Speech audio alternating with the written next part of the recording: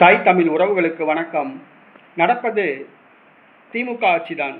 நடப்பது திமுக ஆட்சிதான் என்ற தலைப்பில் இந்த காணொளியை காண்கிறோம். ஏறத்தாழ 59 ஆண்டு காலமாக திராவிட கட்சிகள் ஆட்சி செய்தன தமிழ்நாட்டை. 59 ஆண்டுகள் கழித்து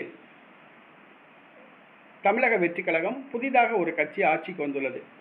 மாற்றத்தை விரும்பியவர்கள் விஜய்க்கு வாக்களித்தார்கள். திரைக்கவர்ச்சியின் காரணமாக வாக்களித்தார்கள்.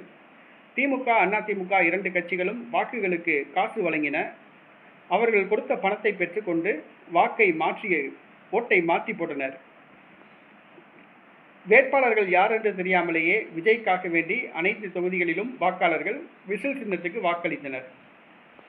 விஜயை முதலமைச்சர் ஆக்கினால் தமிழ்நாட்டில் மாற்றம் வரும் என்று எதிர்பார்த்தனர். ஆனால் ஏமாற்றம் தான் வந்தது. திமுக ஆட்சியில் என்ன நடந்துச்சோ அது அப்படியே நடக்கு.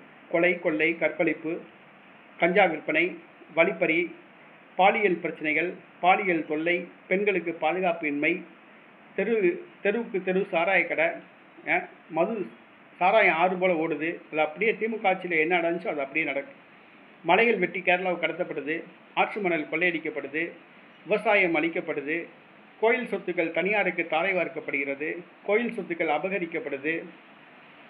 திமுக ஆட்சியில் என்ன நடந்துச்சோ அது அப்படியே நடக்குது. எந்த மாற்றமும் கிடையாது. நடக்கிறது தமிழக வெற்றி கழக ஆட்சி கிடையாது, அது திமுக ஆட்சி தான். நடைபெற்றது மாற்றம் கிடையாது, ஏமாற்றம் தான். ஆட்சி மாற்றம் தான் நடைபெற்றிருக்கு. அதாவது திமுக ஆட்சி போய் தமிழக வெற்றி கழக ஆட்சி வந்திருக்கு. ஆட்சி மாற்றம் ஏற்பட்டுள்ளது, அடிப்படை மாற்றம் ஏற்படவில்லை. அடிப்படை மாற்றம் என்பது அப்படியே திமுக ஆட்சியில் என்ன அவலங்கள் இருந்துச்சோ அந்த அவலங்கள் நீக்கிட்டு ஒரு அமைதியான ஒரு ஆட்சி, ஒரு தூய்மையான ஆட்சி, அதுதான் அடிப்படையான மாற்றம்.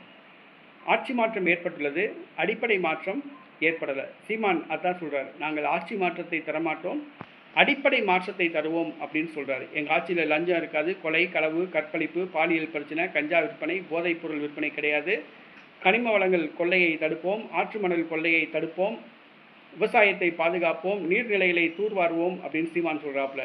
ஆனால் இன்னைக்கு விஜய் திமுக ஆட்சியில் என்ன நடந்துச்சோ அது அப்படியே விஜய் ஆட்சியிலையும் நடக்குது. ஆக நடப்பது தமிழக வெற்றி கழக ஆட்சி கிடையாது, திமுக ஆட்சி தான்.